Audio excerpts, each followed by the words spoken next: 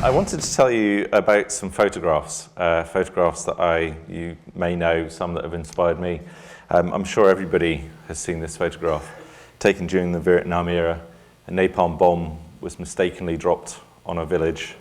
A young girl running down the street, 12 years old, spent 14 months in hospital, 17 operations, survived against all of the odds, and amazingly today runs a foundation that helps children that suffer under conflict and provides medical supervision for them.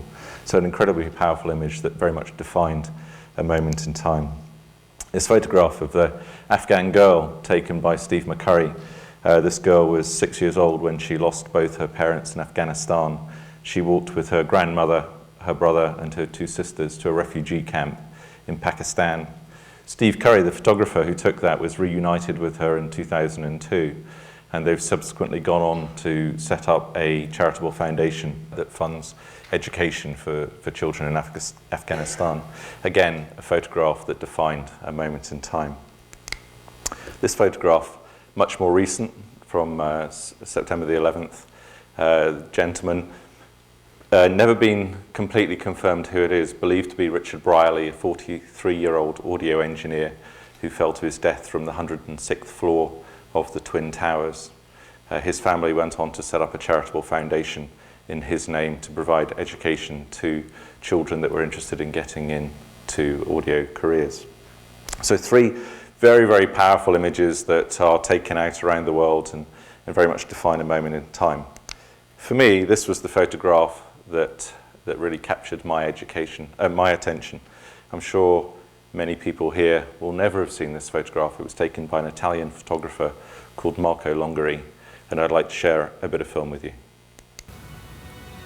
So for sure, it's the desire to make an impact. But I can't stress this enough, is the desire of not being a silent witness. So I cannot ignore that a child in Kibera has to wait for the tap to be open and the padlock to be removed in order to get water. You have, I have, we all have responsibilities. There's no escape from this, but if you try to impact the world you live in, then the change will be for good. December 15th, 2003. All eyes are on Baghdad. Saddam Hussein under interrogation by the Americans. We got him. Saddam Hussein's capture dominates news around the world.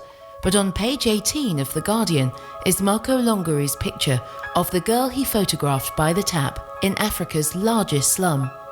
The photograph was seen by Duncan Goose, and the story of the Kiberan girl without access to clean water would change his life and the lives of many others in a way unimaginable to Marco when he took it. It was that photograph that inspired me to start the One brand and give away all the profits that we make to funding clean water projects in developing countries. So although we've changed 2.5 million people's lives over the year, there's always been that kind of nagging thing at the back of my mind that the girl that inspired me to start this, I've never spoken to her, never met her. And I think that became a bit of a compulsion to find that one girl in that photograph and see what had happened to her life over those 10 years and whether there was some way that we could perhaps change hers too. In June 2013, with the milestone of £10 million donated on the horizon, Duncan decided to try to complete the circle and find the girl from the photograph that had started everything. But this would be no easy task. Kibera is a sprawling network of largely unmarked backstreets, containing a population of nearly 1 million. With so much time elapsed, would anyone even recognize her? And with huge migration in and out of Kibera, would the girl be living there still? Or even be alive? The search would be led by Ian Spooner, marketing director for One, and Toby Richards, a filmmaker and long-term collaborator of the One Foundation. Humandi Trust, a local NGO, had offered to help with the search, and in September 2013, they thought they had located the district the pump was in. Ian and Toby were in Kenya a month later, so they extended their trip to go and see Kibera for themselves. This pump over in the background here is what we think might be the pump as it is now. But as you can see, it's a little different. It's quite a lot different, isn't it? It's quite a lot different. Let's come. They are getting it. They're saying the butchery was there, the water point was there.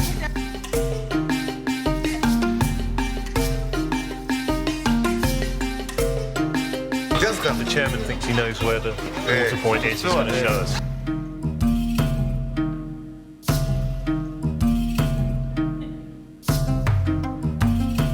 Have we got the feeling we're in Alice in Wonderland? Just one thing.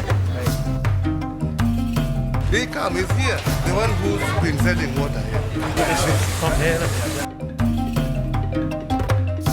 We've kind of concluded that it can't be the right pump. Today has just been one of the most intense experiences I've ever had. And we got in quite a bit deeper into the back street, 500 metres or so away from the main street. The investigation is clearly tricky. I mean, we are looking for a needle in a haystack. So on the face of things, it would seem impossible. By the end of day 2, and several miles of Kibera's anonymous streets covered, there was still no sign of the pump. One thing, however, had become very clear. Water was as much of an issue in the slum as it had been in the arid part of Kenya the team had just come from. When there's water scarcity, the water becomes expensive. So you'd get a jerrycan going for even 40 to 50 shillings. And maybe that's what you've been paid for the whole day. We cannot afford to eat and get water. But the price of water is only half of the problem here. 3/4 of the water sold in Kibera is from illegally plumbed water pipes, often leaking, sucking in whatever detritus is lying around. Waterborne diseases are rampant, often with devastating consequences. He was my second born. It's not good to lose a baby within 12 hours. It's already gone. It's so painful. So he passed away. Nothing I can do. And they told me that it was a cholera. That story is half of a story. I'm not going to share the rest of it with you today, but I would love you to find time to go and look and see how that continues. Most of my time is spent trying to run a business in London that gives away money. The other part of my life is spent sitting in the dirt in Africa. I'm much happier over there than I am here, because I learn so much. I learn from talking to people. I learn that 2 million people die every year from drinking contaminated water, and that's mainly children and the elderly because their immune systems can't cope with the level of disease. I learned that close to 1 billion people in the world still do not have access to clean water. I learned that people walk an average of 4 to 5 hours a day to collect water, and often when they get there, it's not safe enough to drink. So our life and my life has become this constant question to find different ways to improve people's lives in Africa and sub-Saharan Africa in particular, not always by giving them bottles of water, but it's amazing when you can spend time with communities where you've just put in a water project and you can see the impact that makes. Water projects in Africa come in very different shapes and sizes. Sometimes we'll be funding drilling rigs, putting new boreholes in the ground. It's very much the traditional hand pump that you would see in Africa. These will cost anything between $6,000 and $10,000 to put in the ground, provide water for up to a couple of thousand people in a community. There's a more updated version of this, a more technologically advanced version of this traditional hand pump. It's blue. That's innovation in the water sector. That's true innovation. But actually we do lots of other things as well. We put in a lot of solar pumps, or as we like to call them, giant ping pong pool tables in the middle of a desert. I was watching a TEDx speech by Amy Cuddy, who said that when people celebrate, they put their hands up. That's a lot of what we see in Africa when we start providing water to people. To give you an idea of the impact of that, it's a 25,000 piece of kit. It will fill 17 water containers in a minute versus 1 water container in 5 minutes with the old version of technology. So this is a lot of what we do. We do a lot of testing to make sure the water quality is good enough to give people. You obviously don't want to be giving people poor water quality. Sometimes the interventions are very simple, just as building a little reservoir, particularly for goat herders and cattle farmers up in the arid lands of northern Kenya on the Somali border. And sometimes we intervene in a very unique way. In July 2011, the worst drought to hit East Africa happened. We were there on the ground with £1 million in 4 days of being notified. That was more money than a lot of European governments put in, and it was certainly a lot faster than anybody else could respond. What we were doing was simple. We were just tankering water in big containers into that region. That intervention in 4 days kept 250,000 people alive long enough for other services to start coming in. And appropriately today, because it's the anniversary of Typhoon Haiyan in the Philippines, we were very quick to respond there. These are containers that you can throw into any contaminated piece of water that you can find, and you take out the water and it's perfectly drinkable. So everything we're about is about giving water to people. And sometimes those interventions can be as simple as providing some spanners, some training, some tools, and a bit of encouragement, and communities will get back on their feet and start to put their own water solutions back together again. So that's what we've been doing. And I think for me it's been amazing, because I started on this journey with a vision about changing one person's life. That was what inspired me by that photograph, was to change one person's life, to stop one child walking for 4 or 5 hours, to stop one child dying from drinking contaminated water. And the reality is, over the last few years, we've given away over £10 million. £10 million from having a crazy idea. And I always think that's worth putting your hands up and celebrating.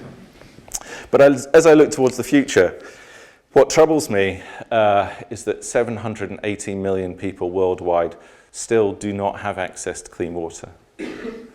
It's a staggering number, and it's something that I'm not going to achieve by doing what I'm doing. But I believe that collectively it's something that we can all change. It costs us an average of about £4 to give water to somebody. Depends on which country you're operating in. If it's Sudan, it's £30 or £40. If it's in Malawi, it's down as little as £50. So £4 is what can change somebody's life. So to change 780 million people's lives costs £3.1 billion. I don't have a big enough checkbook to do that.